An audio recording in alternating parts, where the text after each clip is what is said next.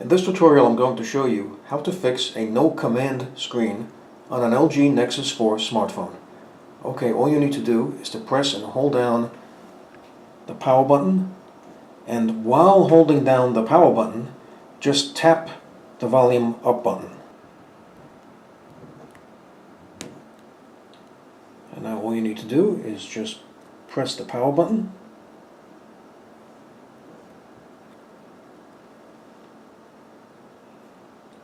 And the phone is going to reboot and be back to normal again.